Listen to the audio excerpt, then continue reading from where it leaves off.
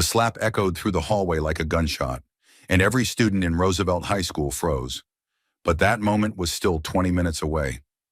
Right now, Brooke Sullivan sat in the passenger seat of her millionaire husband's Mercedes, watching the familiar brick buildings of Roosevelt High come into view. At 29 and 7 months pregnant, she glowed with that ethereal beauty that came with carrying new life, though exhaustion shadowed her green eyes. "Remember what we discussed," Grant Whitmore said, his voice carrying that particular tone she'd learned to recognize over their 3 years of marriage. Not quite threatening, but definitely commanding. "This scholarship thing needs to make financial sense. I'm not running a charity." Brooke placed a protective hand over her rounded belly. "Tyler is a good kid. Grant, he has a 4.0 grade point average and works 2 jobs to help his family. Your foundation could change his life." "My foundation," Grant emphasized, pulling into the principal's parking space without asking permission, "exists for strategic investments in future leaders, not handouts to sob stories." The October sun streamed through the windshield, warming Brooke's face as she watched students heading to after-school activities. She remembered when teaching here had been her passion, before Grant convinced her that his wife shouldn't work, before he explained that her salary was embarrassing compared to his millions in real estate holdings. "Brooke, straighten up," Grant commanded as they walked toward the main entrance. "And fix your cardigan. You look sloppy." She automatically adjusted her posture, a response trained through months of similar corrections. The navy cardigan was new, expensive, chosen by Grant himself. Everything she wore was expensive now, selected to reflect his success rather than her comfort. Dorothy Sullivan looked up from her desk as they entered the principal's office. At 58, Brooke's mother commanded respect without effort. 25 years as an educator had given her an authoritative presence that even millionaire husbands found intimidating. Her steel gray hair was pulled into a neat bun, and her reading glasses hung from a chain around her neck. "Brooke, sweetheart," Dorothy said, rising to embrace her pregnant daughter. "You look beautiful. How are you feeling?" "Good, Mom. The baby's been active today." Brooke's voice carried genuine warmth for the first time since leaving the car. Grant stepped forward, extending his hand. "Judge Sullivan, thank you for making time for us." Dorothy shook his hand politely but coolly. She'd retired from the bench 2 years ago to become principal of Roosevelt High, but Grant still used her former title, as if reminding everyone of his connection to judicial power. "It's Principal Sullivan here. Grant, please sit down." Maureen Banks, the school secretary and Brooke's former colleague, knocked on the door. "Principal Sullivan, Tyler Brooks is here for the meeting. Send him in, please." Tyler entered nervously, clutching a manila folder. At 16, he was tall for his age but thin, wearing clean but worn clothes that spoke of careful maintenance rather than regular replacement. His dark hair was neatly combed, and his brown eyes held the intelligence that made him stand out academically. "Good afternoon, Principal Sullivan, Mrs. Whitmore." Tyler's voice cracked slightly with nerves. "Mr. Whitmore, thank you for considering my application." Grant remained seated while Tyler stood, a power play Brooke recognized. "Sit down, Tyler. Let's review your materials." Dorothy gestured to the chairs arranged in a circle, trying to create a more welcoming atmosphere. "Tyler, why don't you tell Mr. Whitmore about your academic goals?" Tyler opened his folder with hands that trembled slightly. "I want to study engineering at State University. I've already been accepted, but the tuition..." He swallowed hard. "My mom works 2 jobs since my dad left, and my little sister needs new school clothes. The scholarship would cover everything: tuition, books, housing." Grant leaned back in his chair, studying Tyler like a specimen. "Tell me about your family's financial situation. Specifically..." "Grant," Brooke said quietly, "maybe we could focus on Tyler's academic achievements first. I'll determine what's relevant." "Brooke," Grant's voice carried a warning edge. "Continue, Tyler." Tyler glanced at Brooke uncertainly. "My mom makes about $20,000 a year between her jobs at the diner and cleaning office buildings at night. We live in the Riverside apartments, and sometimes we have to choose between groceries and utilities. And your father, he left when I was 12. We don't receive any support." Grant made a note on his phone. So you're looking for a handout because your father abandoned his responsibilities. The words hit the room like a physical blow. Dorothy's eyes narrowed, and Brooke felt her cheeks flush with embarrassment. It's not a handout, Tyler said, his voice stronger now. I maintain a 4.0 average while working 25 hours a week. I tutor younger students for free and volunteer at the community center. I'm not looking for charity. I'm looking for an investment in my future. An investment requires a return, Grant said coldly. What guarantee do I have that you won't end up like your father's statistics show that children from broken homes are more likely to fail? Brooke felt the baby kick, as if responding to her rising stress. Grant, that's not fair. Life isn't fair. Brooke, business decisions require objective analysis, not emotional responses. Dorothy intervened, her principal voice firm but controlled. Tyler has demonstrated exceptional character and commitment. His teachers consistently praise his work ethic and leadership abilities. Teachers, Grant said dismissively, are notoriously poor judges of real-world potential. They live in academic bubbles, detached from economic realities. The insult to her mother and former profession made Brooke's hands clench. Grant, these are good people trying to help a deserving student. Good people enable dependency, Grant replied, his voice rising slightly. Tyler, if you can't afford college, maybe you should consider trade school or military service. Not every person is college material. I have a 4.0 average, Tyler repeated, his voice tight with controlled anger. Grades from a mediocre public school don't necessarily translate to college success. Have you considered that maybe you're reaching beyond your natural capabilities? The cruelty of the statement hung in the air. Dorothy's face flushed with anger, but her judicial training kept her voice level. Mr. Whitmore, Tyler's PSAT scores place him in the 95th percentile nationally. His capabilities are well documented. Grant waved dismissively. Test scores can be artificially inflated through coaching and grade manipulation. I've seen it before. That's enough, Brooke said, her voice sharper than she'd intended. Tyler works harder than most kids from privileged backgrounds. He deserves this opportunity. Grant's attention snapped to his wife like a laser. Excuse me. The temperature in the room seemed to drop 10 degrees. Brooke felt her mother's concerned gaze and Tyler's confused expression, but Grant's stare dominated everything. I said Tyler deserves the scholarship. He's exactly the kind of student your foundation should support. My foundation, Grant said slowly, will make decisions based on sound business principles, not pregnancy hormones affecting your judgment. The silence stretched like a taut wire. Through the office windows, students could be seen gathering in the hallway, drawn by voices that had grown louder than anyone realized. Perhaps we should take a break, Dorothy suggested diplomatically. No, Grant said, standing up. I think it's time for some clarity about how real-world decisions get made. Brooke remained seated, one hand protectively over her belly, watching her husband transform before her eyes. The charming millionaire who'd swept her off her feet was disappearing, replaced by something cold and calculating. Tyler clutched his folder, clearly wanting to escape but afraid to move. Maureen appeared in the doorway, concern evident on her face as she noticed the growing crowd of students in the hallway. Principal Sullivan, Maureen said quietly, should I ask the students to move along? But Dorothy was watching Grant, her judicial instincts recognizing dangerous escalation when she saw it. 25 years on the bench had taught her to read the signs of someone about to lose control. Yes, Maureen, clear the hallway, please. But it was too late for quiet resolution. Grant was past the point of caring about appearances or witnesses. His mask was slipping, and everyone in the room could see what lay beneath. The crowd in the hallway continued to grow despite Maureen's efforts to disperse the students.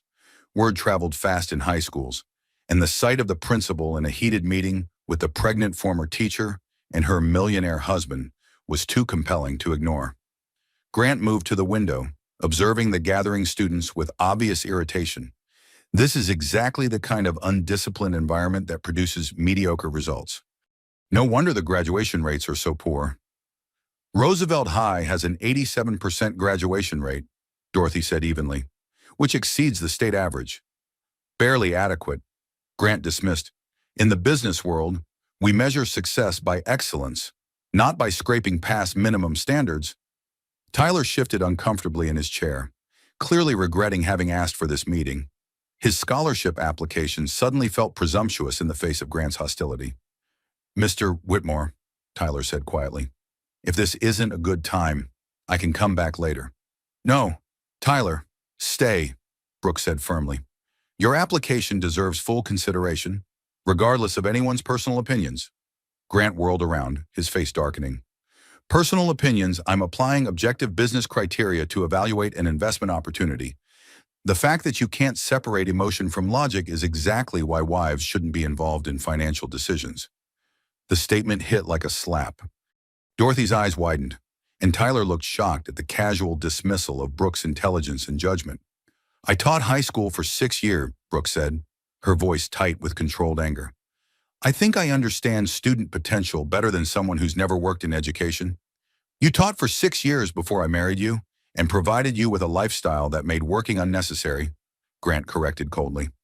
"Your teaching career was a temporary phase before you found your proper role as my wife." "My proper role?" Brooke's voice rose despite her efforts to stay calm. "Teaching was my career, not a hobby I was playing at until marriage." Grant stepped closer to her chair, using his height to loom over her. "Your career was making $35,000 a year and sharing a cramped apartment with a roommate. I elevated you to social prominence and financial security. The least you can do is show appropriate gratitude." Dorothy felt her maternal instincts flaring. "Grant, I think you need to reconsider your tone." "My tone is perfectly appropriate for addressing unrealistic expectations," Grant snapped. "Tyler here wants something for nothing. Brooke wants to give away my money based on misguided sympathy. Neither of you seems to understand how wealth is actually created and maintained." "Wealth is maintained by investing in potential," Dorothy said firmly. "Tyler represents exactly the kind of investment that builds stronger communities."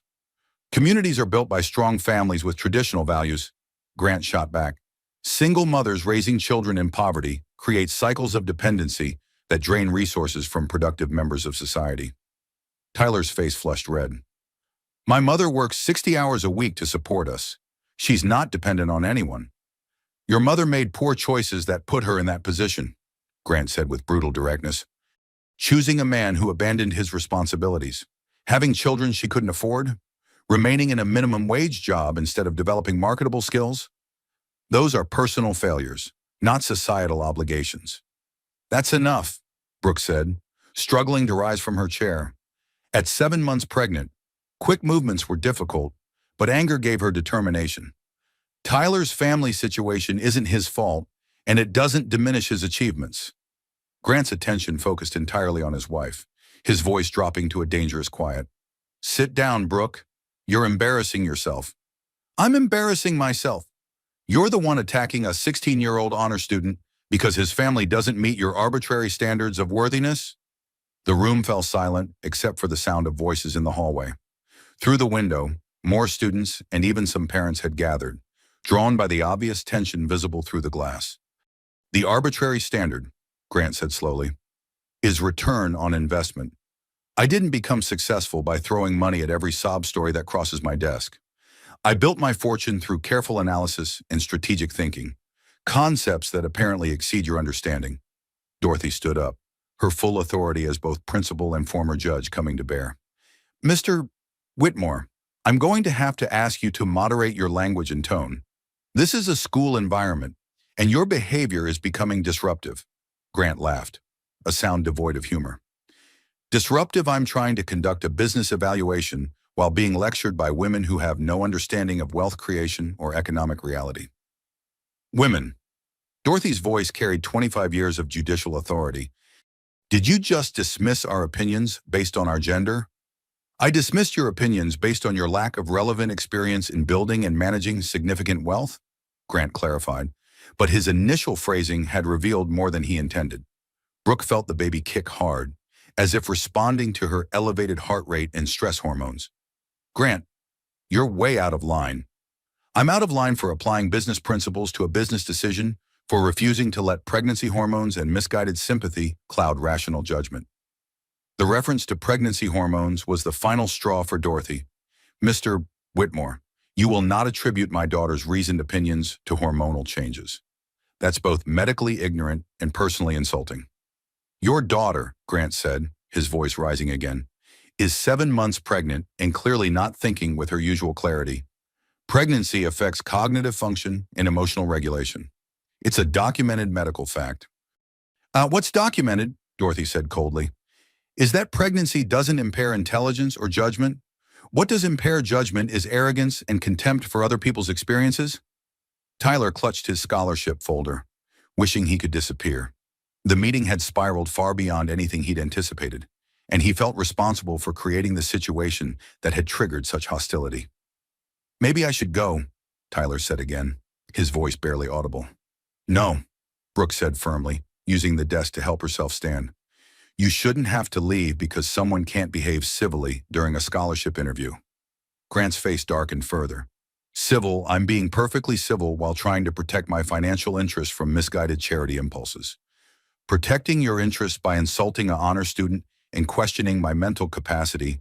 Brooke's voice carried a strength that surprised everyone, including herself. I'm questioning your judgment, which has clearly been compromised by your condition, Grant said, his voice now loud enough to be heard clearly in the hallway. Through the window, the crowd of students and parents had grown larger. Maureen appeared in the doorway again, her face tight with concern. Principal Sullivan, should I call security? The situation in the hallway is getting difficult to manage. Dorothy looked at the crowd, then at Grant's increasingly aggressive posture, then at her pregnant daughter's pale face. Her judicial experience told her this was heading towards something worse than embarrassment. Yes, Maureen, ask Walter to come to the office. Please.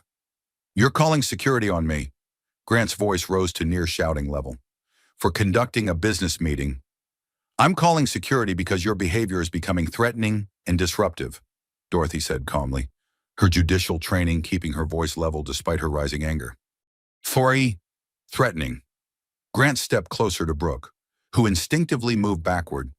I haven't threatened anyone. I've simply tried to conduct an intelligent conversation about financial responsibility while being lectured by people who have never built anything of value. The words hung in the air like smoke from a fire everyone could smell, but not yet see. Dorothy recognized the moment when situations crossed from difficult to dangerous, and that moment had arrived. Walter Hayes appeared in the doorway, his security guard uniform lending official weight to his presence. At 45, he'd spent 15 years keeping peace at Roosevelt High and could read trouble from across a crowded hallway. Principal Sullivan, is everything all right? Walter, please stand by. We're having a discussion that's gotten a bit heated. Grant turned toward the security guard with obvious disdain. This is a private meeting about scholarship funding. Your presence is unnecessary and inappropriate. Sir, I'm here at the principal's request to ensure everyone's safety, Walter said calmly, positioning himself near the door, but not blocking the exit. Everyone's safety. Grant's voice rose another notch. From what a business conversation about educational funding. Through the windows, the crowd had grown to include not just students, but several parents who'd arrived for evening activities. Heather Williams, a parent volunteer, pressed closer to the glass, clearly concerned by what she could see of the confrontation. Tyler remained frozen in his chair, his scholarship folder clutched against his chest like a shield. The meeting that was supposed to secure his future had become something entirely different and infinitely more frightening. Grant, Brooke said quietly, maybe we should continue this conversation at home. We'll continue this conversation right here until I get satisfactory answers about how my money will be spent. Grant said, his attention laser-focused on his wife. I'm tired of being undermined and contradicted in public by someone who should be supporting my decisions. Supporting your decisions doesn't mean I can't have opinions of my own, Brooke said, her voice steady despite the tension crackling through the room. Your opinions, Grant said, stepping even closer to where she stood behind her chair, have been clouded by pregnancy and sentimentality. You're not thinking rationally about the long-term implications of financial decisions? Dorothy moved protectively toward her daughter. Mr. Whitmore, you need to step back and lower your voice. I need to do nothing except evaluate this scholarship application using sound business principles, Grant snapped, which I can't do while being second-guessed by women who don't understand wealth management. Stop saying that, Brooke said, her voice stronger now. Stop dismissing everything I say because I'm pregnant or because I'm a woman. I'm an intelligent adult with my own thoughts and opinions. Grant's face flushed red with anger. Intelligence. You want to give away $50,000 to a kid from a broken home because you feel sorry for him? That's emotion, not intelligence. Tyler has earned this scholarship through years of hard work and academic excellence, Brooke said firmly. Recognizing merit isn't emotional. It's fair. Merit. Grant's laugh was harsh and cold. Merit is building a multi-million-dollar business from nothing. Merit is creating jobs and generating tax revenue. Merit is not getting good grades at a mediocre school while your mother works minimum wage jobs. Tyler flinched as if he'd been struck. The casual cruelty of reducing his mother's struggles to a character flaw was more painful than any direct insult. His mother works 2 jobs to support her family, Brooke said, her voice rising with righteous anger. That takes more courage and determination than most people ever show. His mother made poor life choices that created her situation, Grant shot back. I'm not obligated to subsidize other people's failures. Tyler isn't responsible for his parents' marriage, Brooke said, moving slightly away from Grant's looming presence. He's responsible for his own achievements, which are exceptional. He's responsible for proving he deserves investment, Grant corrected, his voice now loud enough that everyone in the hallway could hear clearly, which he hasn't done to my satisfaction. Dorothy saw the situation spiraling beyond control. Mr. Whitmore, I'm going to have to ask you to leave. We can reschedule this meeting when everyone can discuss the matter calmly. I'm perfectly calm, Grant said, though his voice suggested otherwise. I'm simply trying to conduct business without emotional interference from people who don't understand the stakes involved.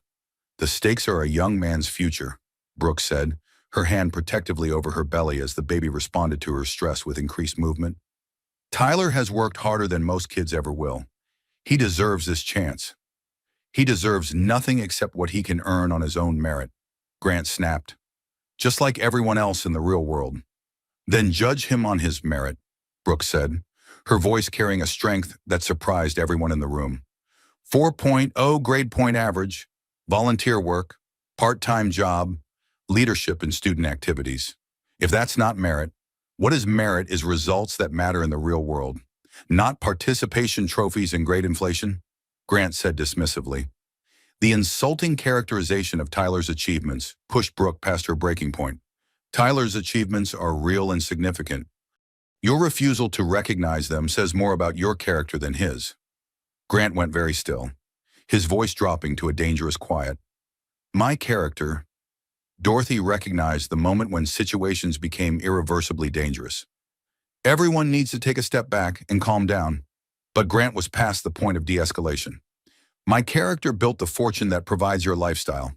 My character created the foundation that this boy wants money from. Maybe you should consider my character before questioning it in public. Your money doesn't give you the right to demean people, Brooke said, standing straighter despite her advanced pregnancy. Tyler is a good kid who deserves respect, not contempt. Respect is earned, Grant said, his voice rising again. Not given away like participation trophies to anyone with a sad story. He's earned it through years of hard work and academic excellence, Brooke insisted. What more do you need to see? I need to see evidence that investment will yield appropriate returns, Grant said, his businessman mask slipping to reveal something uglier underneath. Not emotional appeals based on misguided sympathy. It's not misguided to recognize potential and help it flourish, Brooke said firmly. It's misguided to let pregnancy hormones override rational decision-making, Grant shot back. The reference to pregnancy hormones, delivered with such casual dismissiveness, pushed Dorothy's maternal instincts into overdrive. That's enough, Mr. Whitmore. It's not enough until my wife learns to support my decisions instead of undermining them in public, Grant said, his voice now clearly audible throughout the building. I'm not undermining anything, Brooke said, her voice steady but strained. I'm expressing my opinion about a deserving student. Your opinion is irrelevant, Grant said coldly. This is my money and my decision. Our money, Brooke corrected quietly. We're married. Grant's face darkened further. Marriage doesn't make you a business partner. Marriage makes you my wife, with specific roles and responsibilities. The statement hung in the air like a physical presence. Walter shifted position, moving slightly closer. Dorothy felt her judicial training warring with her maternal instincts. "Those responsibilities," Brooke said carefully, "don't include surrendering my right to have opinions. They include supporting your husband's decisions instead of questioning them in front of strangers," Grant said, gesturing toward Tyler and Walter. "I'll always question decisions I think are wrong," Brooke said quietly but firmly. "Even yours." The simple statement of independence seemed to hit Grant like a physical blow. His face flushed red, and his voice rose to a shout. "Wrong. You think I'm wrong to protect my financial interests from charity cases and sob stories. I think you're wrong to dismiss a deserving student because of prejudice against his family situation," Brooke said, her voice remaining calm despite the storm swirling around her. "Prejudice." Grant's voice cracked with rage. "Business analysis is not prejudice. Economic reality is not prejudice. Refusing to subsidize failure is not prejudice. Refusing to help an honor student because his father left is prejudice," Brooke said firmly. Grant moved closer, his size and anger making him seem to fill the entire room. "Don't lecture me about business decisions. You wouldn't know sound financial judgment if it bit you." "I know fairness when I see it," Brooke replied, not backing down despite his intimidating presence. "And I know cruelty when I see it too." "Cruelty?" Grant's voice rose to near shouting. "Protecting my assets from misguided charity is cruel. Attacking a 16-year-old honor student is cruel," Brooke said, her voice carrying conviction that surprised everyone, including herself. Grant stepped even closer, close enough that Brooke had to tilt her head back to maintain eye contact. "That boy is not my responsibility. My responsibility is to my wife and unborn child, which means making smart financial decisions, not emotional ones. Smart financial decisions include investing in education and community development," Brooke said, not backing away despite his looming presence. "My wife's job is to support my decisions, not second-guess them in public," Grant said, his voice now loud enough to carry clearly into the hallway. "My job is to be your partner, not your employee," Brooke said quietly but firmly. The statement seemed to break something inside Grant. His face went red, then white, then red again. Walter stepped forward, sensing danger. "Sir, I need you to step back from Mrs. Whitmore. This is a private conversation between husband and wife," Grant snarled without taking his eyes off Brooke. "Grant," Dorothy said with all the authority of her judicial experience, "you need to calm down and step away from my daughter." But Grant was past the point of hearing reason or recognizing authority. "Your daughter needs to learn her place and stop embarrassing me in public." "My place," Brooke said, her voice steady despite the fear she felt, "is not beneath you or behind you. It's beside you as an equal partner." Grant's hand moved so fast that everyone in the room froze in shock. The slap echoed through the office like a gunshot, the sound so sharp and unexpected that Tyler dropped his folder and Walter started forward instinctively. Brooke stumbled backward, her hand flying to her reddened cheek, her eyes wide with shock and betrayal. The baby kicked frantically as her stress hormones spiked, and she placed her other hand protectively over her belly. The silence that followed lasted only seconds but felt like hours. Through the windows, the crowd of students and parents stood frozen, having witnessed something they could barely process. Dorothy's maternal instincts exploded into pure rage. "That's the last time you'll ever touch my daughter." The office erupted into controlled chaos. Walter moved immediately toward Grant, his training taking over as he assessed the threat level and positioned himself between the aggressor and the victim. "Sir, I need you to step back and put your hands where I can see them," Walter said, his voice carrying the authority of someone who'd dealt with volatile situations for 15 years. Grant seemed surprised by his own actions, his hands still raised slightly as if frozen in the aftermath of the slap. "She was being disrespectful. She was undermining me in front of strangers." Dorothy was already on her phone, her judicial training overriding her maternal rage long enough to follow proper procedure. "This is Principal Sullivan at Roosevelt High School. I need police and paramedics at the school immediately. We have a domestic violence incident involving a pregnant woman." "Domestic violence?" Grant's voice cracked with outrage. "This is a marital disagreement, a private matter between husband and wife." Brooke remained motionless, her hand pressed to her cheek, staring at her husband as if seeing him for the first time. The man who'd courted her with flowers and expensive dinners, who'd promised to cherish and protect her, had just struck her in front of witnesses. Tyler sat frozen in his chair, his scholarship folder scattered on the floor, watching events unfold that had nothing to do with college funding and everything to do with power and control. "Ma'am, are you hurt?" Walter asked Brooke gently, maintaining his position between her and Grant. "Do you need medical attention?" Brooke touched her cheek gingerly, feeling the heat and swelling already beginning.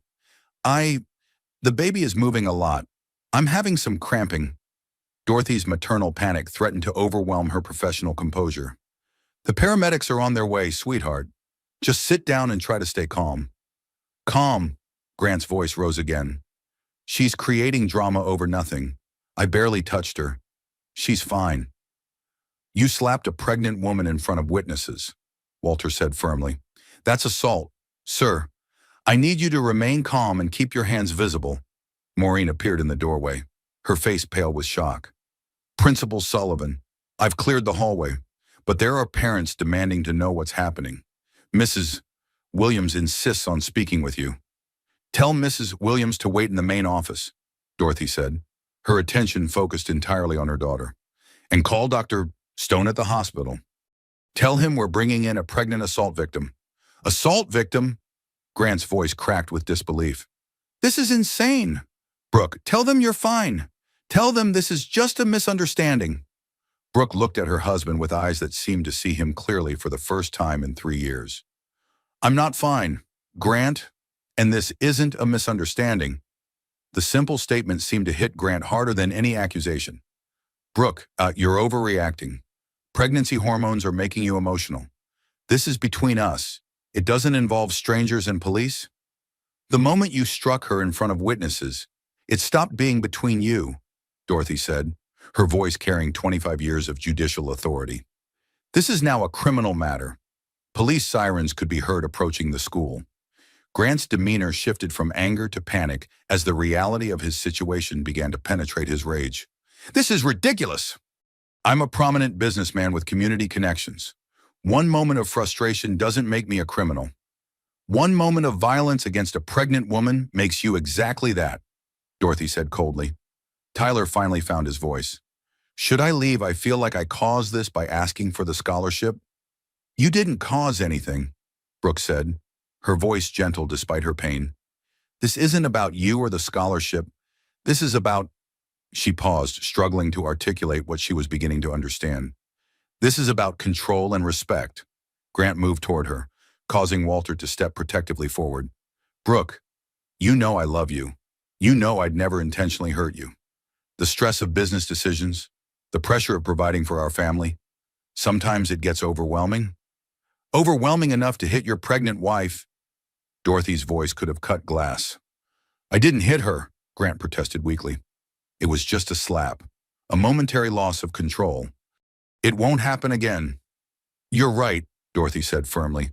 "It won't happen again because you'll never have the opportunity." 2 police officers entered the office, their presence immediately changing the dynamics of the room. Officer Janet Martinez, a 15-year veteran of domestic violence calls, quickly assessed the situation.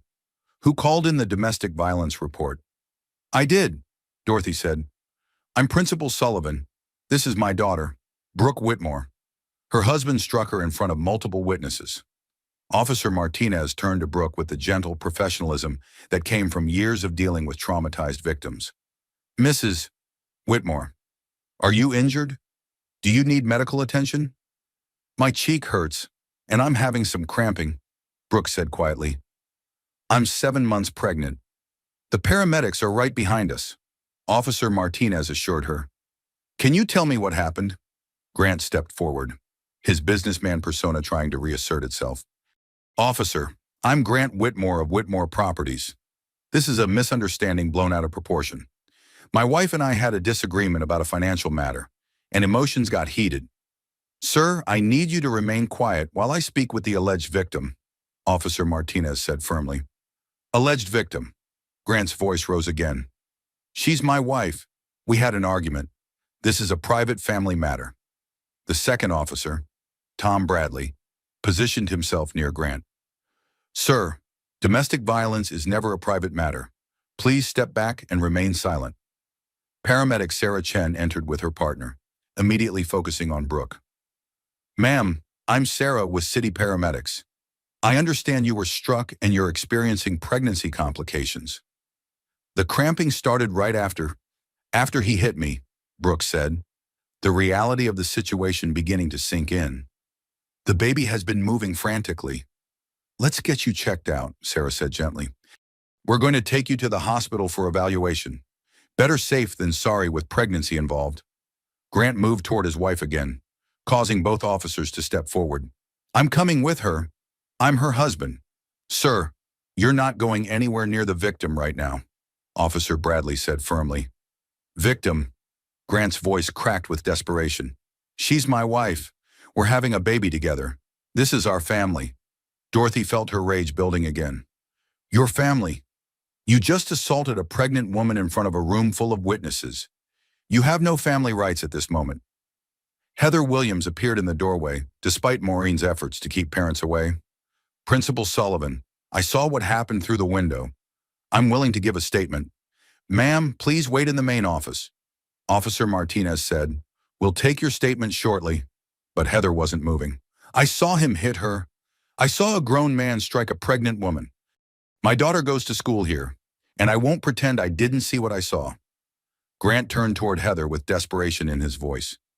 "You don't understand the context. You didn't hear the conversation.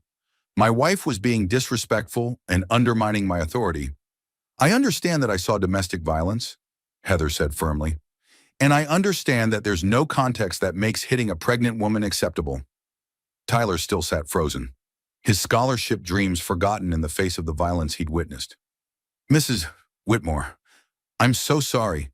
If I hadn't asked for the meeting—" "Tyler," Brooke said gently as the paramedics prepared to transport her, "this has nothing to do with you. You did nothing wrong by asking for help with your education." "Listen to me," Grant said, his voice taking on a pleading tone as reality began to penetrate his anger. "Everyone is overreacting. Brooke, tell them you're fine. Tell them we can work this out at home." Brooke looked at her husband with eyes that held no recognition of the man she'd married. "I can't go home with you. Grant, I can't trust you not to hurt me again." The statement hung in the air like a physical presence. For the first time since the incident began, Grant seemed to understand that his actions had consequences beyond his ability to control or minimize. "You can't mean that," he whispered. "We're married. We're having a baby. This is just a misunderstanding." "The misunderstanding," Brooke said quietly as the paramedics helped her toward a wheelchair, "was thinking that marriage gave you the right to hit me." The ambulance ride to County General Hospital gave Brooke her first moments of relative peace in months. Sarah Chen monitored her vital signs while her partner drove through traffic that seemed to part automatically for emergency vehicles. "Your blood pressure is elevated, which is expected after trauma," Sarah explained gently. "The baby's heartbeat is strong, but we want the doctors to do a complete evaluation." Dorothy sat beside the stretcher, holding her daughter's hand and trying to process what she'd witnessed. 25 years on the bench had shown her every form of domestic violence, but seeing it happen to her own child created a rage that threatened to overwhelm her judicial training.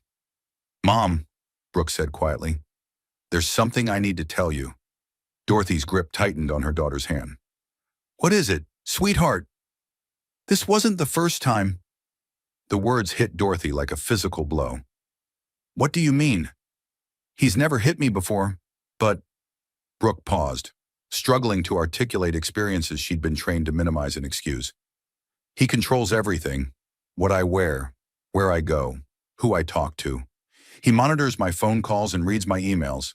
He convinced me to quit teaching because he said my salary was embarrassing compared to his income."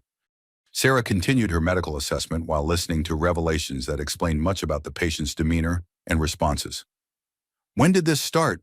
Dorothy asked, her judicial mind already cataloging evidence and patterns. "Gradually, after we got married. At first it seemed protective, even romantic. He wanted to take care of me, to give me a better life than I could provide for myself. But then it became—" Brooke searched for words to describe the gradual erosion of her autonomy. "Suffocating, controlling. Everything had to be his way, his decision, his approval." Dorothy thought about the expensive clothes, the luxury car, the beautiful house that she'd interpreted as signs of her daughter's good fortune. The gifts, the clothes, the jewelry, were tools, Brooke finished, ways to show ownership and control. I couldn't work because wives of successful men don't need jobs. I couldn't drive myself places because he provided a driver. I couldn't make purchases without his approval because he managed our finances. Our finances! Dorothy's legal training kicked in. Do you have access to bank accounts, credit cards, investment information? I have a credit card with a monthly limit and a checking account he monitors. I don't know the details of his business holdings or our investments. He says I don't need to worry about complicated financial matters. Sarah exchanged a meaningful look with Dorothy. Financial abuse was a common component of domestic violence, designed to make victims dependent and unable to leave. Brooke, Dorothy said carefully, why didn't you tell me about this? Because I didn't recognize it at first, Brooke admitted. And because he was always careful to make it seem reasonable. Successful men take care of their wives. Pregnant women shouldn't stress about money matters. He had explanations for everything that made his control seem like love. The ambulance pulled into the hospital emergency bay, temporarily interrupting the conversation. As they transferred Brooke to the emergency room, Dorothy's mind raced through implications and necessary actions. Dr. Richard Stone, the emergency physician on duty, had extensive experience with domestic violence cases. His calm professionalism immediately put Brooke at ease as he began his examination. Mrs. Whitmore, I'm going to check your injuries and evaluate the baby's condition. Can you tell me exactly what happened? As Brooke recounted the incident, Dr. Stone documented everything with the precision that came from knowing his medical records might become legal evidence. The slap was with an open hand, he asked, examining the redness and swelling on her cheek. Yes, hard enough to knock me backward into the desk. Dr. Stone photographed the injury from multiple angles, his documentation thorough and professional. And any other physical contact or injuries? Not today, but... Brooke hesitated, looking at her mother. It's okay, Dorothy encouraged. Tell the doctor everything. There have been times when he grabbed my arms hard enough to leave bruises, times when he pushed me or cornered me against walls. Nothing I could report because he was always careful not to leave obvious marks. Dr. Stone continued his examination, his trained eye noting evidence that supported Brooke's account. Mrs. Whitmore, I'm seeing some bruising on your upper arms that appears to be in various stages of healing. Can you tell me about those? Brooke looked down at her arms, seeing for the first time what medical training taught Dr. Stone to recognize immediately. Last week, he grabbed me when I suggested we needed to hire a night nurse for after the baby comes. He said I was being wasteful with his money. And the older bruises. 2 weeks ago, when I asked if I could visit my sister Claire in Denver, he said travel wasn't safe in my condition, but he was angry that I'd made plans without asking permission first.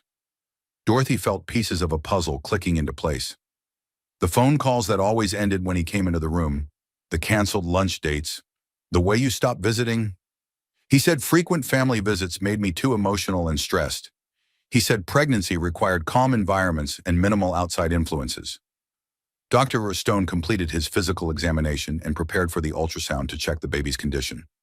The pattern you're describing is consistent with systematic abuse designed to isolate victims from support systems. But he never hit me before today, Brooks said, as if this distinction mattered. Physical violence is usually the final escalation in a pattern of psychological and emotional abuse. Dr. Stone explained gently. What happened today was serious, but it's rarely the beginning of abusive behavior. The ultrasound showed a healthy baby with strong vital signs, bringing relief to everyone in the room. But Dr. Stone's expression remained serious as he reviewed Brooks' medical history. Mrs. Whitmore, when was your last prenatal appointment? 3 weeks ago. Grant said weekly appointments were excessive and expensive. He preferred to space them out more. Dorothy's legal mind immediately recognized another control mechanism. Brooke, proper prenatal care requires more frequent visits in the 3rd trimester. That's correct, Dr. Stone confirmed. Limiting medical care is another form of abuse, particularly dangerous during pregnancy. A knock on the door interrupted the examination. Officer Martinez entered with a female detective, Lisa Chen, who specialized in domestic violence cases. Mrs. Whitmore, I'm Detective Chen. I understand you've been the victim of domestic violence, and I'd like to take your statement when you're ready. She's not ready, Dorothy said protectively. Actually, Mom, I think I am ready, Brooke said quietly. I'm ready to tell the truth about everything. Detective Chen settled into a chair beside the hospital bed, her recorder ready and her manner professional but compassionate. Take your time, Mrs. Whitmore. Start wherever feels comfortable. I think, Brooke said slowly, it started even before we got married. I just didn't recognize it as abuse because it was wrapped in flowers and expensive dinners and promises of taking care of me forever. As Brooke began to recount 3 years of systematic control, isolation, and psychological manipulation, Dorothy realized that today's violence was not an aberration, but an inevitable escalation. The millionaire husband who'd seemed like her daughter's salvation had actually been her captor. And now, finally, the cage door was opening. Dr. Stone's examination revealed more than anyone had expected. Under the careful lighting of the emergency room, evidence of systematic abuse became undeniably clear. Brooke's expensive, carefully chosen clothes had hidden a pattern of injuries that told the story of months of escalating violence. Mrs. Whitmore, Dr. Stone said gently, I need to document some additional findings. With your permission, I'd like to photograph some bruising that indicates this incident wasn't isolated. Brooke looked at her mother with confusion. What do you mean your upper arms show bruising in multiple stages of healing? Dr. Stone explained. Some approximately 1 week old, others older. The pattern suggests repeated grabbing with significant force. Dorothy felt sick as she saw the evidence laid out in clinical detail. Brooke, you said he grabbed you, but this looks like abuse, Detective Chen finished. Mrs. Whitmore, this pattern of injuries supports charges beyond today's assault. Brooke stared at the photographs Dr. Stone was taking, seeing her own arms as if for the first time. The expensive long sleeves Grant preferred suddenly made terrible sense. I thought I bruised easily because of the pregnancy. Pregnancy can cause easier bruising, Dr. Stone confirmed, but not in these specific patterns. These injuries are consistent with forceful gripping and restraint. A commotion in the hallway interrupted the documentation. Grant's voice could be heard arguing with hospital security, demanding to see his wife. That's my wife in there. I have spousal rights. You cannot keep me from seeing her. Sir, you need to calm down, a security guard replied firmly.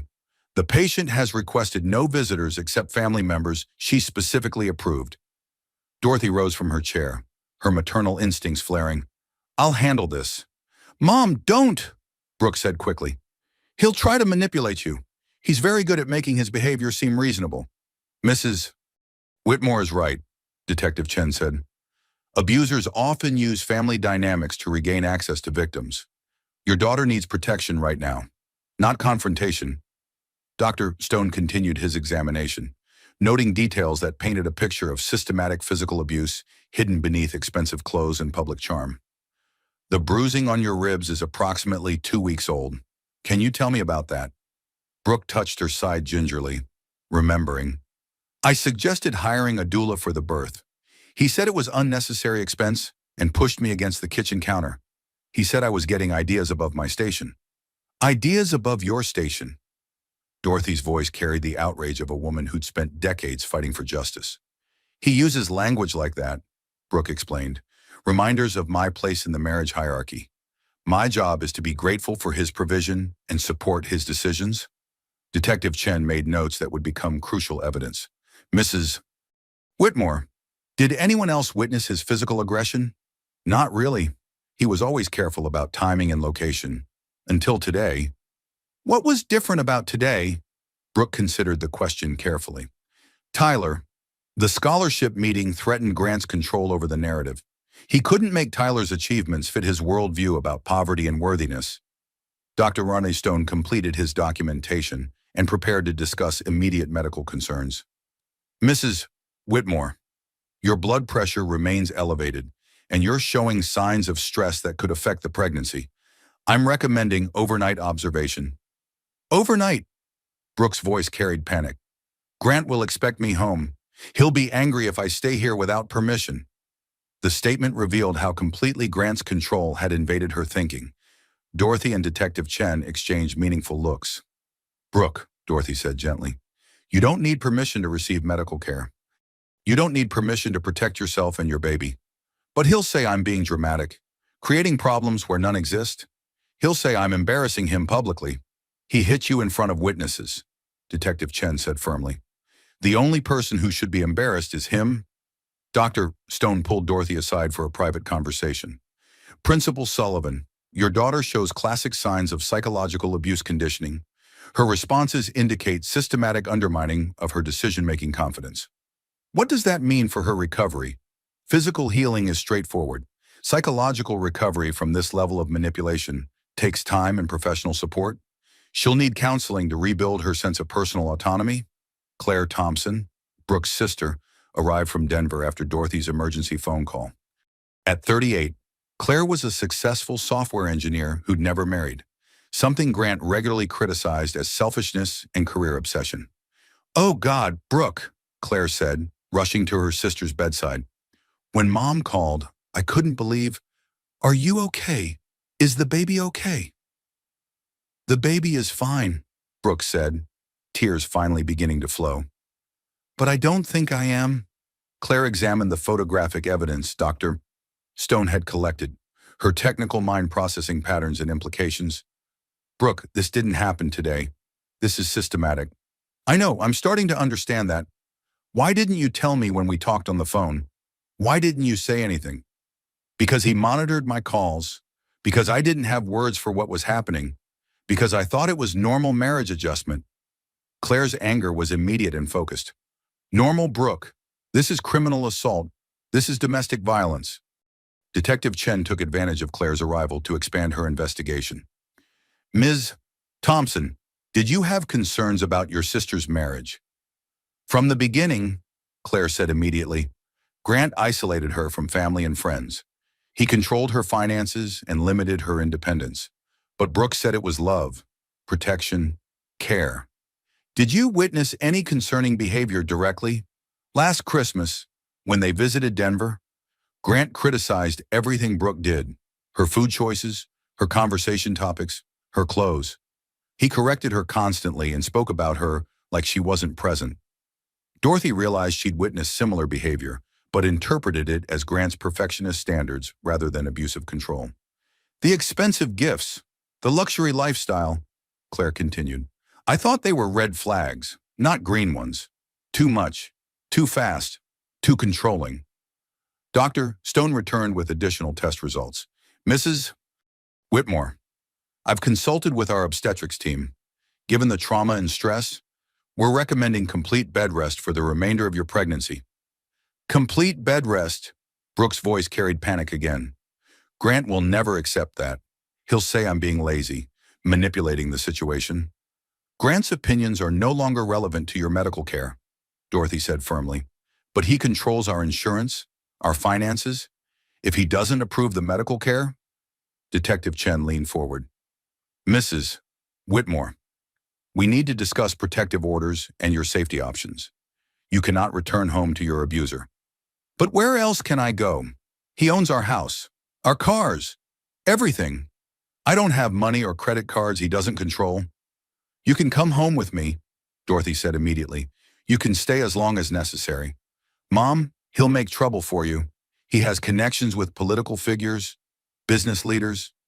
He'll find ways to cause problems. Let him try, Dorothy said with the confidence of someone who'd spent 25 years dispensing justice. I have connections too, and mine are motivated by justice rather than money. Claire pulled out her phone. I'm calling my lawyer in Denver. She specializes in domestic violence cases and asset protection. We need to move fast before Grant has time to hide financial assets. Hide assets? Brooke looked confused. Brooke, Detective Chen said gently. Abusers often use financial manipulation to prevent victims from leaving. We need to secure your legal rights to marital property before he can claim sole ownership. The hospital room filled with the quiet efficiency of people who'd dealt with domestic violence cases before. Dorothy made calls to judicial colleagues. Claire contacted legal resources, and Detective Chen coordinated with prosecutors. Through it all, Brooke lay in the hospital bed, slowly beginning to understand that her marriage had never been a partnership but a carefully constructed prison. The millionaire husband who'd promised to cherish and protect her had systematically stripped away her independence, autonomy, and self-worth. But for the first time in 3 years, she wasn't alone in recognizing the truth. And for the first time since saying "I do," she had people fighting for her rather than controlling her. The cage door wasn't just opening anymore. It was being torn from its hinges. By evening, Brooke's hospital room had been transformed into an impromptu legal war room. Dorothy had called in favors from her judicial network. Claire had connected with domestic violence attorneys, and Detective Chen had coordinated with the prosecutor's office to ensure comprehensive charges against Grant. "The assault charge is straightforward," explained Assistant District Attorney Maria Santos, who'd arrived to discuss the case. "Multiple witnesses, clear physical evidence, documented injuries, but we can build a much stronger case that addresses the pattern of abuse." Dorothy reviewed the legal documents spread across the rolling bed table. "What additional charges are you considering? Stalking, criminal intimidation, financial abuse, and possibly kidnapping if we can prove he unlawfully restrained her movement or freedom?" "Kidnapping." Brooke's voice carried surprise. "Preventing someone from leaving through threats or control can constitute unlawful restraint," Ada Santos explained. "Your testimony about needing permission for activities, monitored communications, and restricted access to transportation could support those charges." Claire looked up from her laptop where she'd been researching Grant's business holdings. "I found something interesting. Grant's foundation that Tyler was applying to, it's primarily funded through shell corporations that hide the actual funding sources." "What does that mean?" Dorothy asked. "It means Grant may be using charitable giving for tax evasion or money laundering. If the foundation is a front for illegal financial activity, that adds federal charges to his problems." Detective Chen added her findings to the growing case file. "We've also discovered that the previous domestic violence complaint against Grant was more serious than initially reported. His ex-girlfriend filed charges but dropped them after Grant's attorneys contacted her employer and threatened her job. He has a pattern of using financial pressure to silence victims," Ada Santos noted. "That supports our argument for enhanced charges based on systematic criminal behavior." Dr. Orstone entered with the final medical documentation. "Mrs. Whitmore, the photographs and medical records clearly establish a timeline of abuse spanning several months. This evidence will be crucial for prosecutors." Dorothy's judicial experience helped her understand the legal strategy taking shape. "You're building a RICO case, aren't you? Treating Grant's abuse as organized criminal activity?" "Exactly," Ada Santos confirmed. "Domestic violence, witness intimidation, financial fraud, and tax evasion can be prosecuted as a criminal enterprise under federal statutes." Brooke listened to the legal discussions with growing amazement. "I thought this was just a bad marriage. I didn't realize it was criminal." "Systematic abuse is always criminal," Claire said firmly. "The fact that you were married doesn't give him the right to control, intimidate, or assault you." A commotion in the hallway interrupted their planning. Grant's voice could be heard arguing with hospital administrators about visiting rights and medical decisions. "That's my wife and my unborn child," Grant insisted loudly. "I have legal rights that cannot be superseded by hospital policies." Ada Santos immediately called for additional security. "He's violating the preliminary restraining order by coming here." "Restraining order?" Brooke looked confused. "Emergency protective order issued this afternoon," Detective Chen explained. "Grant is prohibited from contacting you directly or indirectly, approaching within 500 feet, or interfering with your medical care." Dorothy moved to the window overlooking the parking lot, where she could see Grant's Mercedes surrounded by police vehicles. "He's not just violating the restraining order. He's doing it publicly, with media present." "Media?" Claire joined her mother at the window. "Why would there be media? Grant called them," Ada Santos said grimly. "Classic abuser tactic. Control the narrative by claiming he's the victim of false accusations and vindictive women." On the parking lot below, Grant stood before news cameras, his expensive suit and carefully groomed appearance lending credibility to his performance. Even from a distance, his body language conveyed wounded innocence, rather than criminal guilt. He's spinning this as a misunderstanding, Dorothy observed, making himself the victim of an overreaction. Detective Chen's radio crackled with updates from officers monitoring the situation. Suspect is making public statements claiming victim is mentally unstable due to pregnancy complications. Claims witnesses misunderstood normal marital discussion. Normal marital discussion. Brooks' voice carried bitter laughter. He slapped me hard enough to knock me backward in front of a room full of people. Abusers always minimize their actions, Ada Santos explained. He'll claim it was a light tap, a moment of stress, completely blown out of proportion by hysterical women. Claire's laptop chimed with news alerts. It's already online. Local business leader falsely accused of domestic violence by unstable wife. Anonymous sources claim pregnancy complications affecting victim's mental state. Anonymous sources. Dorothy's voice carried prosecutorial suspicion. Grant's public relations team, Ada Santos said. He's had hours to coordinate a media strategy designed to discredit Brooks' testimony before trial. Dr. Stone reviewed the medical files with fresh urgency. Mrs. Whitmore, given the media attention and your husband's apparent strategy, I'm recommending we transfer you to a secure facility with enhanced privacy protections. You mean hide me? Brooke asked. I mean protect you from a coordinated campaign designed to undermine your credibility and safety, Dr. Stone clarified. Ada Santos pulled out her phone to coordinate the transfer. We have safe houses specifically designed for domestic violence victims whose cases involve wealthy defendants with extensive resources. Kim, what about my life? My home? My things? Brooke asked, the reality of her situation beginning to sink in. Your life is what we're protecting, Dorothy said firmly. Everything else can be replaced or recovered through legal proceedings. Claire closed her laptop decisively. I'm taking leave from work to stay with you through this. You're not facing this alone. We're all staying, Dorothy added. Grant may have money and connections, but we have something more powerful, the truth and the law. Detective Chen received another radio update. Suspect has been arrested for violating the restraining order. His attorneys are en route to the station. Good, Ada Santos said. Violating a protective order within hours of it being issued demonstrates exactly the kind of controlling behavior we need to prove in court. Brooke watched through the window as Grant was led away in handcuffs, his media performance ending abruptly with the reality of legal consequences. For the first time in 3 years, she was watching her husband face accountability rather than wielding power. What happens next? She asked quietly. Next, Ada Santos said, we build a case so comprehensive and well-documented that Grant's wealth and connections become irrelevant to the outcome. And next, Dorothy added, you start rebuilding your life on your own terms, with people who love you instead of controlling you. As evening settled over the hospital, Brooke felt something she hadn't experienced in years. Hope, not the false hope of thinking an abuser might change, but the real hope that came from having allies, evidence, and legal protection. The millionaire husband who'd promised to cherish and protect her had revealed his true nature in front of witnesses. Now those witnesses were becoming her advocates, her protectors, and her path to freedom.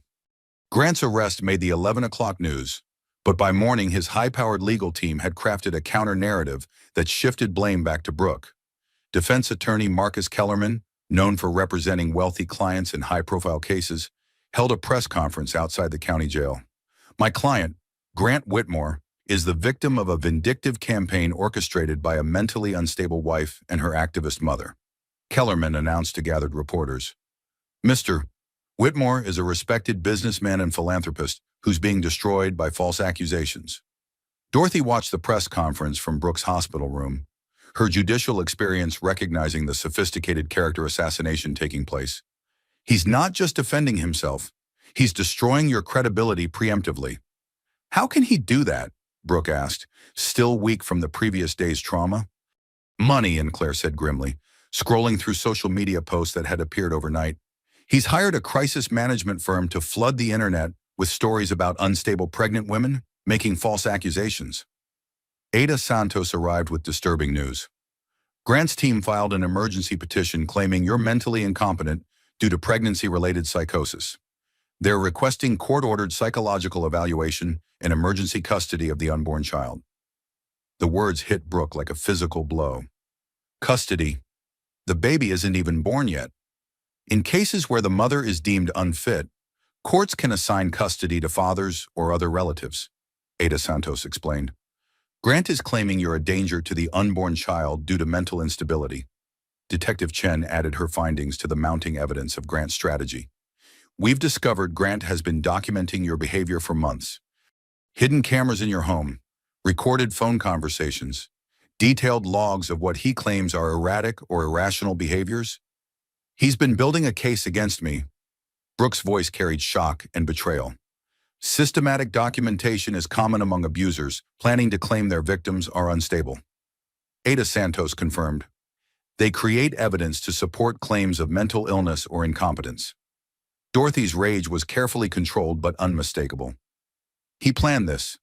The isolation, the control, the documentation. He was preparing to have Brooke declared unfit if she ever tried to leave. Claire discovered additional troubling information. I found Grant's internet search history through his business computer.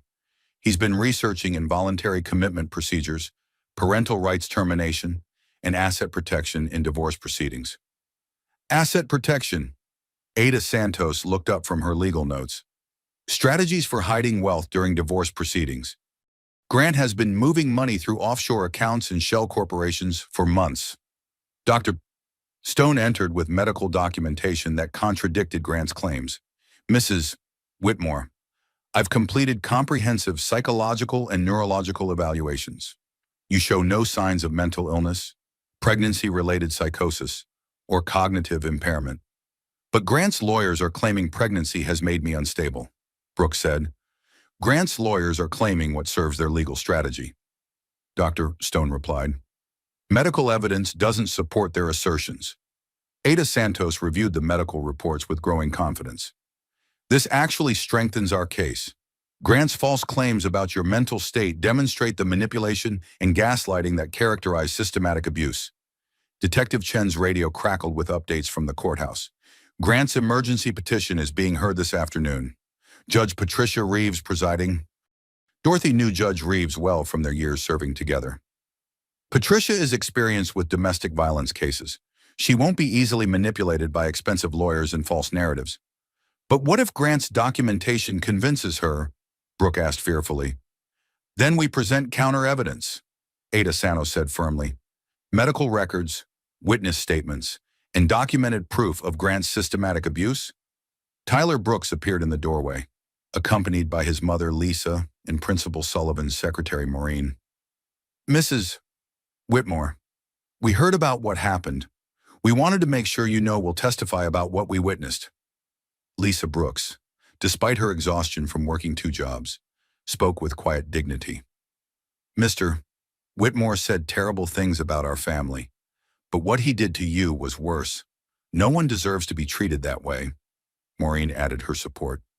I've been documenting Grant's controlling behavior during your visits to the school.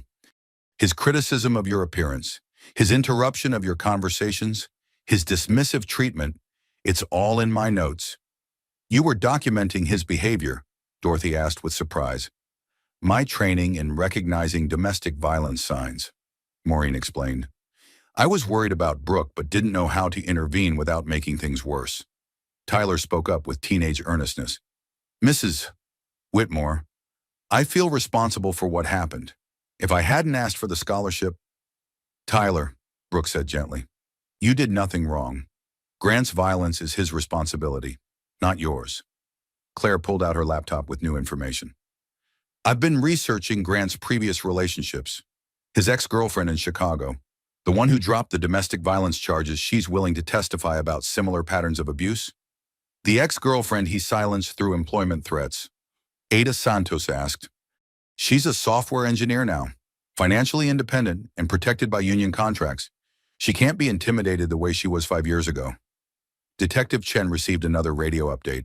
Grant's team is at the courthouse filing additional motions, requesting immediate release on recognizance and dismissal of charges based on victim recantation. Victim recantation. Brooke looked confused. They're claiming you've recanted your accusations, Ada Santos explained. Standard tactic. forge documents, or manipulate statements to suggest the victim has changed her story. Dorothy's judicial training kicked into high gear. We need to get to that courthouse immediately.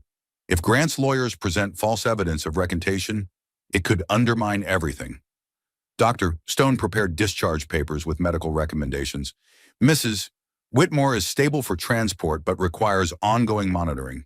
I'm recommending continued protection and limited stress exposure. As they prepared to leave the hospital, Brooke looked out at the media circus that had gathered in the parking lot. How did my life become a public spectacle?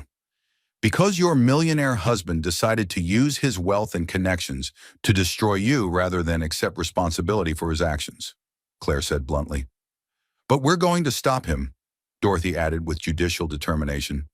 Grant may have money and lawyers, but we have something he can't buy or manipulate: the truth. Ada Santos coordinated their departure with security escorts. The courthouse has increased security due to media attention. You'll be protected from harassment and intrusion. As they left the hospital, Brooke realized she was no longer the isolated, controlled wife who'd entered Roosevelt High School 24 hours earlier. She was surrounded by advocates, protected by law enforcement, and supported by evidence that would speak louder than Grant's money. The counterattack had begun, but so had her defense. And for the first time in 3 years, the odds were in her favor. The courthouse buzzed with activity as media crews positioned themselves for maximum coverage of what local news had dubbed the Millionaire's downfall. Judge Patricia Reeves had cleared her afternoon docket to hear emergency motions in what was rapidly becoming a high-profile domestic violence case. All rise for the Honorable Judge Patricia Reeves, the bailiff announced as the packed courtroom came to attention. Judge Reeves, a veteran of 20 years on the bench, surveyed the crowded room with the calm authority that came from dealing with every variety of human drama. Her gray hair was pulled back in a severe bun, and her reading glasses reflected the courtroom lights as she reviewed the case files. We're here on emergency motions in the case of State versus Grant Whitmore, Judge Reeves announced. Mr. Kellerman, I understand you're requesting immediate release and dismissal of charges. Defense attorney Marcus Kellerman rose with practiced confidence. Your Honor, my client is a respected businessman who's been wrongfully accused by a mentally unstable wife. We have documentation proving Mrs. Whitmore suffers from pregnancy-related psychosis and has a history of making false accusations. Ada Santos stood immediately. Objection. Your Honor, defense is making medical claims not supported by evidence. Sustained. Mr. Kellerman, do you have medical documentation to support your claims? Kellerman presented a folder with apparent confidence. Yes, Your Honor. Dr. Harrison Webb, a psychiatrist retained by Mr. Whitmore, has evaluated Mrs. Whitmore's behavior patterns and determined she suffers from delusional thinking exacerbated by pregnancy hormones.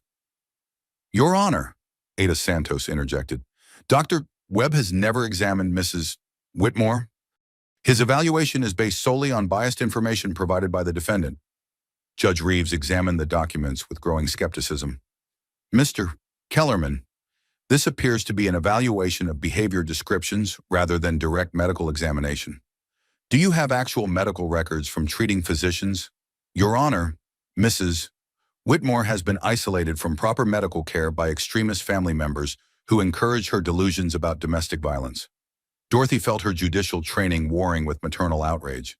The lies were so blatant, so easily disproven, yet spoken with such confidence that they might convince someone unfamiliar with the evidence.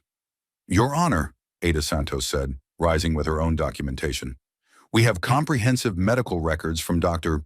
Richard Stone at County General, who conducted thorough psychological and neurological evaluations yesterday. Mrs. Whitmore shows no signs of mental illness or cognitive impairment. Judge Reeves reviewed Dr. Stone's actual medical documentation, her expression growing stern as she compared it to the defense's claims. Mr. Kellerman, your psychiatric evaluation appears to contradict actual medical evidence. Do you care to explain this discrepancy? Before Kellerman could respond, the courtroom doors opened to admit an unexpected witness. Dr. Harrison Webb himself entered, looking uncomfortable and avoiding eye contact with the defense table. Your Honor, Dr. Webb said, approaching the bench without invitation, I need to address statements made in my name. Judge Reeves raised an eyebrow. Dr. Webb, you're not scheduled to testify? No, Your Honor. But I understand my evaluation has been misrepresented. I specifically stated that remote evaluation based on third-party descriptions cannot constitute legitimate psychiatric diagnosis. Kellerman's confidence visibly cracked. Your Honor, Dr. Webb's initial assessment, term, was preliminary and explicitly qualified as insufficient for medical diagnosis. Dr. Webb interrupted. I informed Mr. Whitmore's representatives that proper evaluation would require direct examination of the patient, which has not occurred. Judge Reeves turned her attention fully to Dr. Webb.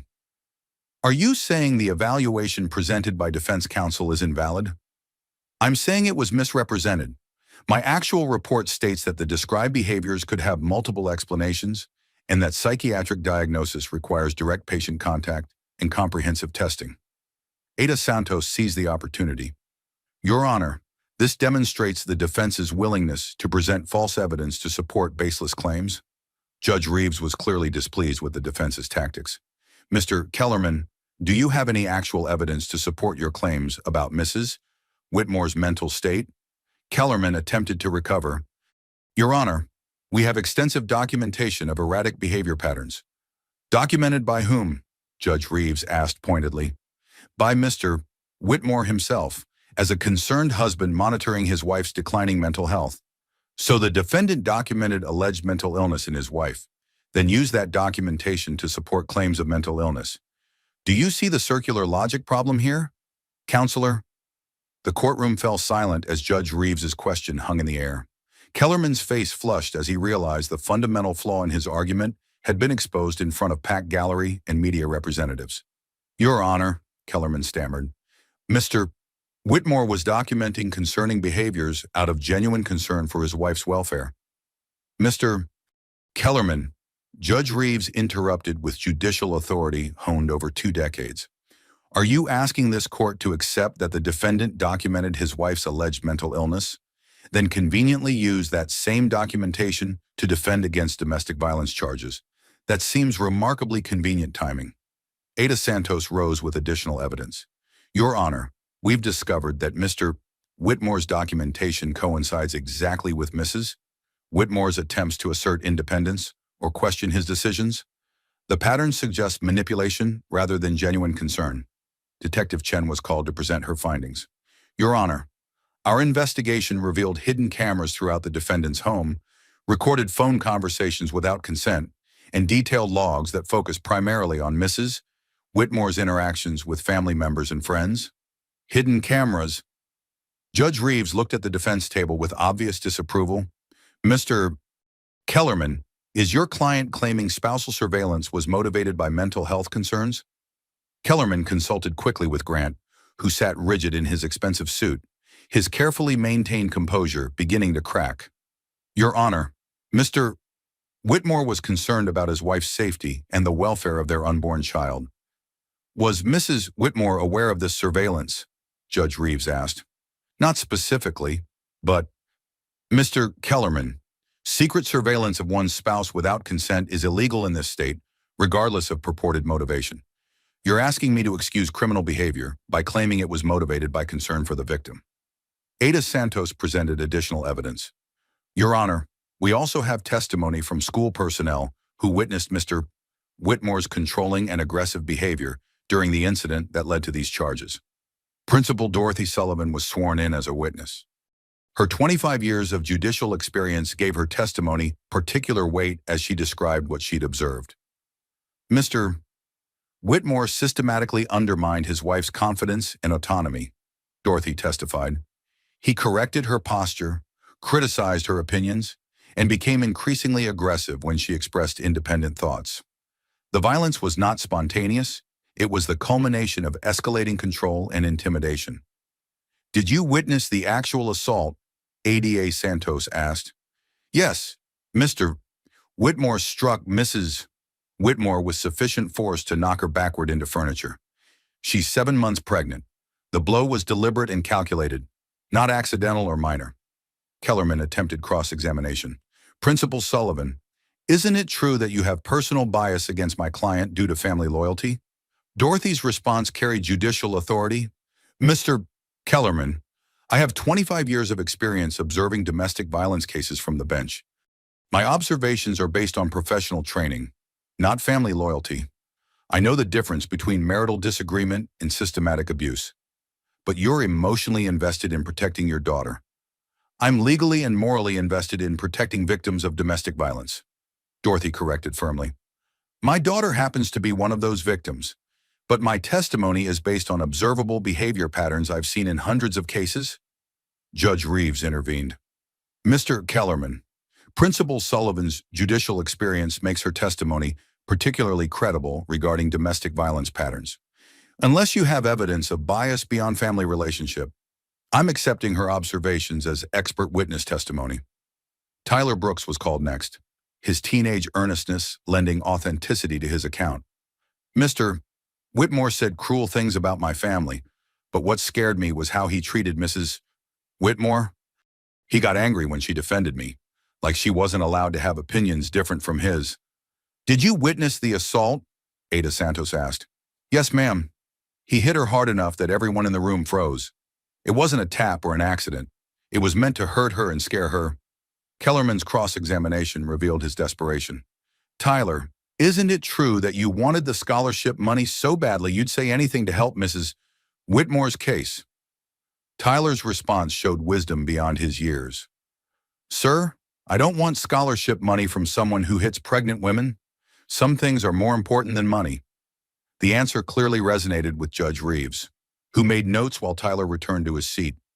Maureen Banks testified about Grant's pattern of controlling behavior during school visits. He monitored Mrs. Whitmore's conversations, criticized her appearance, and spoke about her as if she weren't present. I documented these behaviors because they matched domestic violence warning signs from our training. You have professional training in recognizing domestic violence? Ada Santos asked.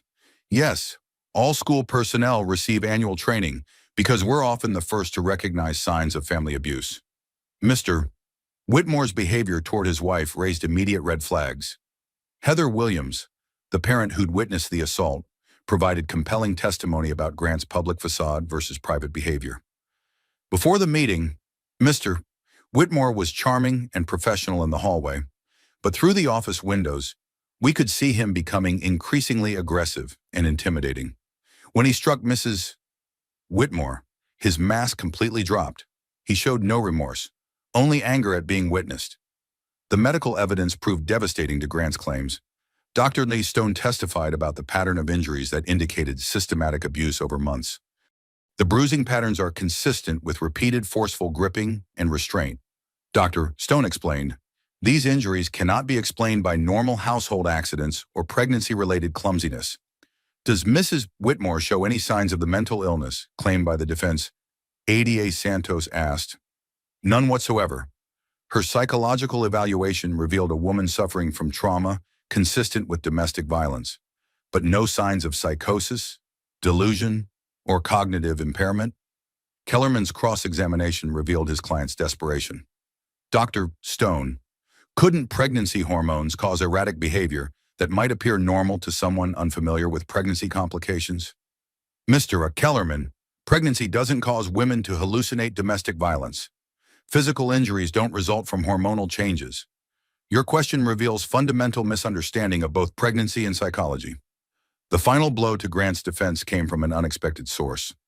Lisa Chen, Grant's ex-girlfriend from Chicago, had traveled to testify about similar patterns of abuse 5 years earlier. Grant used the same tactics then, Lisa testified via video link.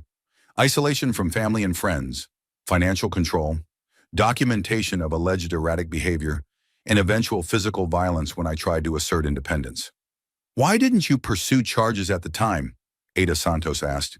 Because Grant's lawyers contacted my employer and threatened my job.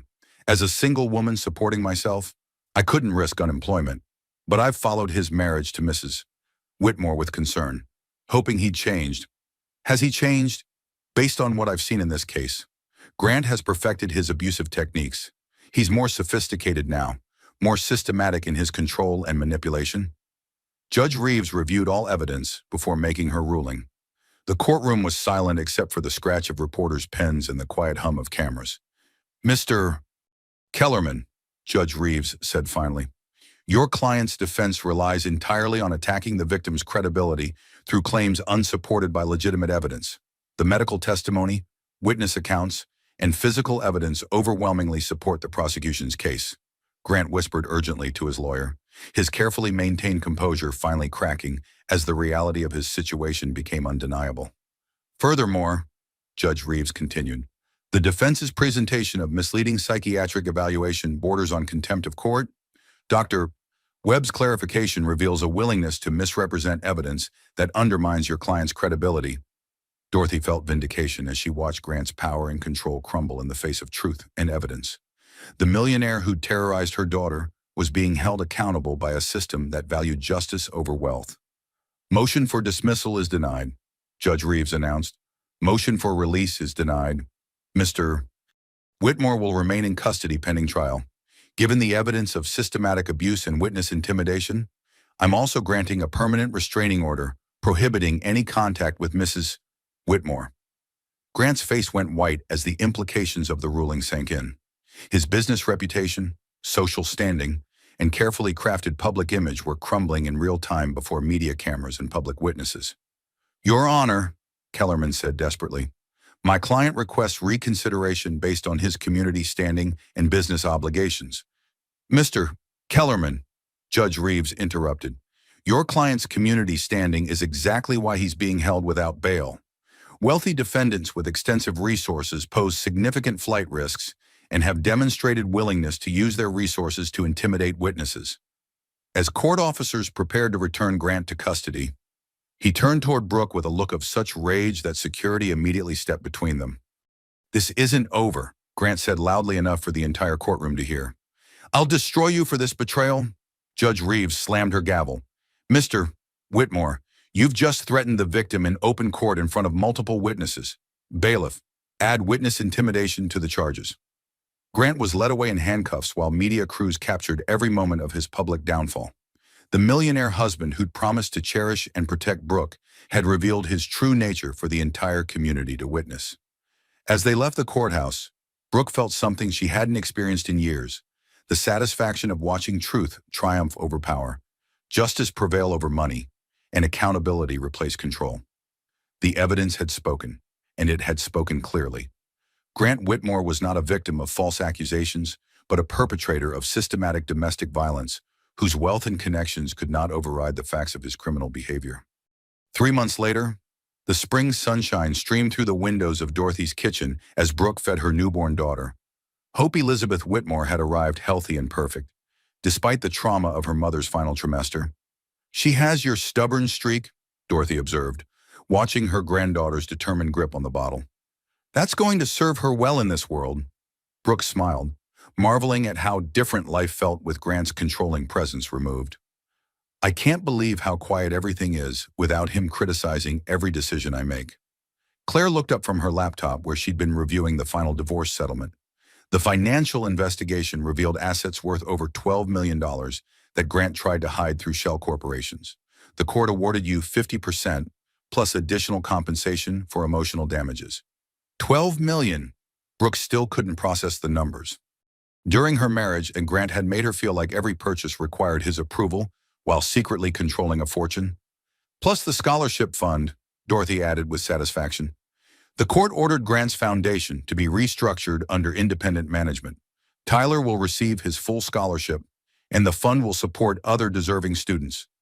Tyler had graduated as valedictorian and was thriving at State University. His thank you letter sat framed on Dorothy's refrigerator. Mrs. Whitmore, your courage to stand up for what's right changed my life and probably saved many others. I hope to make you proud. Dr. Bristone's final medical report showed that Brooke had recovered completely from the physical trauma, while her psychological healing continued with professional counseling. The support system makes all the difference, her therapist had explained. Recovery is faster when victims have family who believe them and institutions that protect them. Detective Chen provided updates on Grant's legal consequences. He pled guilty to avoid trial and received 3 years in prison for domestic violence, witness intimidation, and financial fraud. His business licenses have been revoked, and his professional reputation is destroyed. 3 years seems short for everything he did, Claire observed, but it's 3 years where he can't hurt anyone else, Dorothy replied, and his conviction will follow him permanently. No woman will be unaware of his history. Ada Santos had ensured that Grant's conviction included mandatory counseling and permanent restrictions on access to firearms. Domestic violence convictions carry long-term consequences beyond prison time. His ability to control and intimidate has been permanently damaged. The divorce proceedings had revealed the full extent of Grant's systematic abuse. Hidden recordings showed him coaching Dr. Webb to provide misleading psychiatric evaluations. Financial records documented deliberate isolation tactics designed to make Brooke dependent and unable to leave. The scariest part, Brooke told her counselor, is how normal it felt while it was happening. He was so good at making his control seem like love. That's what makes psychological abuse so dangerous, the counselor explained. Victims adapt gradually to increasing restrictions until they lose perspective on what's normal versus what's abusive. Maureen Banks had been promoted to assistant principal, partially based on her exemplary handling of the domestic violence situation. Your case became a training example for recognizing and responding to abuse, she told Brooke during a recent visit. It's helping other women get help before violence escalates. The media attention, initially overwhelming, had ultimately served justice. Grant's public downfall became a cautionary tale about wealth's inability to override accountability. His business associates and social connections had distanced themselves immediately after his conviction. The community response surprised me, Dorothy admitted. I expected more people to defend Grant because of his money and influence. Truth has a way of cutting through manipulation, Claire observed. Once people saw the evidence clearly, Grant's charm and wealth became irrelevant. Heather Williams had organized a support group for domestic violence survivors that met monthly at Roosevelt High School. Your courage to fight back publicly gave other women permission to seek help, she told Brooke. We've had 12 women leave abusive relationships since your case made headlines. The scholarship fund restructuring had exceeded everyone's expectations. Independent management discovered additional hidden assets, allowing the fund to support 20 students annually instead of the original plan for 5. Grant's attempt to use charity for personal image enhancement backfired completely, Claire noted with satisfaction. His money is now helping exactly the kind of students he tried to exclude. Roosevelt High School had implemented new domestic violence recognition training for all staff, using Brooke's case as an example of how institutional support could save lives. The teachers feel empowered to report concerning signs, Dorothy explained. We've identified 3 other abusive situations this year and connected families with resources.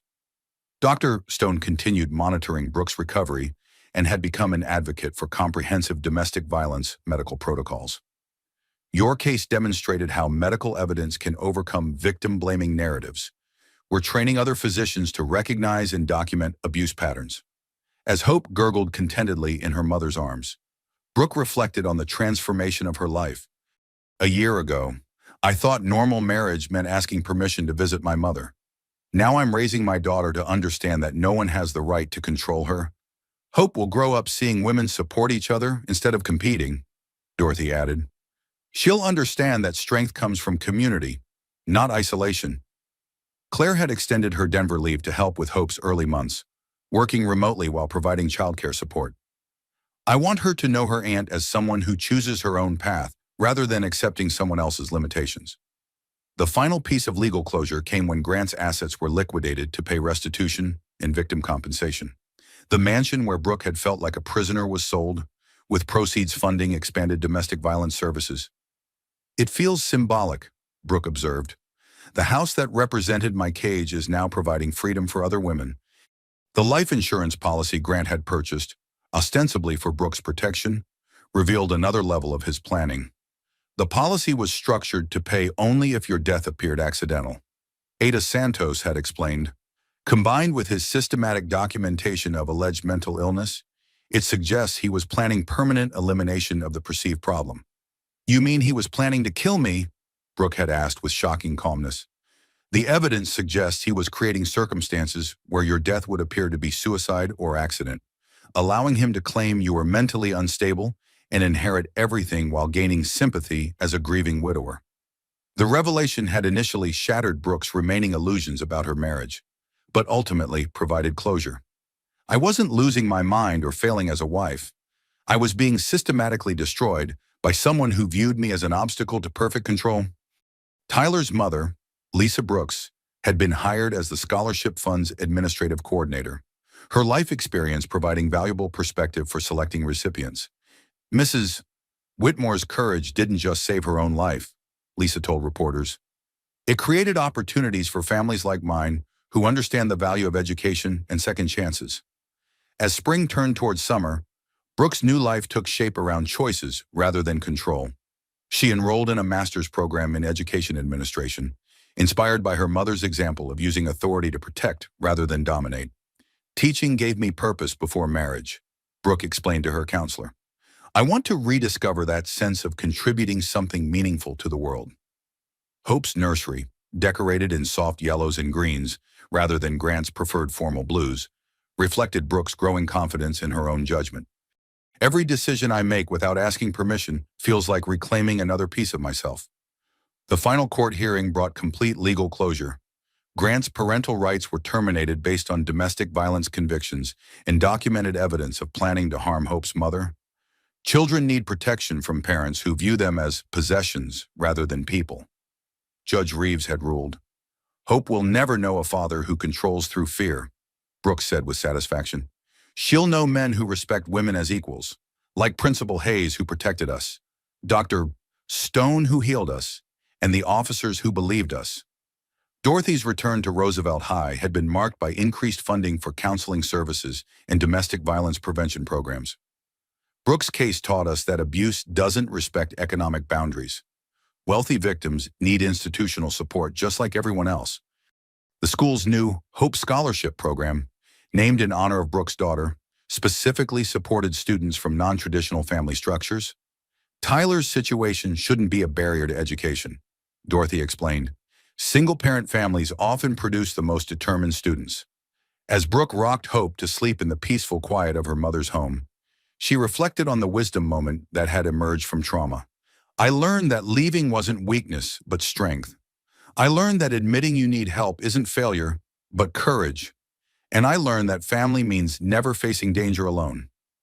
The millionaire husband who'd promised to cherish and protect her had instead systematically destroyed her autonomy, independence, and self-worth. But in revealing his true nature through public violence, Grant had inadvertently freed not just Brooke, but countless other women who recognized their own experiences in her story. The community that had witnessed her humiliation had become her support system. The wealth Grant had used to control her became resources for helping others. The shame he'd tried to create became strength she'd never known she possessed. Hope stirred in her mother's arms, her tiny fingers grasping reflexively for security. You'll never have to ask permission to have opinions, Brooke whispered to her daughter. You'll never have to accept less than you deserve. And you'll always know that women supporting women is stronger than any man's need to control. Outside Dorothy's kitchen window, spring flowers bloomed in a garden Brooke had planted without asking anyone's permission. The sight filled her with quiet satisfaction, not the desperate gratitude Grant had demanded, but the genuine contentment that came from making choices based on her own judgment and values. The millionaire's public downfall had become a new beginning for everyone he tried to control. Justice had not only been served, but had created ripple effects of protection, support, and opportunity that would outlast Grant's prison sentence by decades. In the end, the most powerful lesson was the simplest truth, backed by courage and supported by community, would always triumph over wealth without character. Grant's money had bought him temporary power but permanent disgrace. Brooke's courage had cost her a marriage but gained her a life. As Hope settled into peaceful sleep, Brooke understood that sometimes the people meant to protect you become the ones you need protection from. But family, real family, means never facing that alone. And that truth was worth more than all of Grant's millions combined. The story that began with a slap echoing through a school hallway ended with a baby's contented sigh in a grandmother's kitchen, surrounded by women who'd learned that supporting each other was the strongest foundation any family could build. Their victory was complete, their future secure, and their lesson clear: justice delayed is not justice denied when truth finally finds its voice.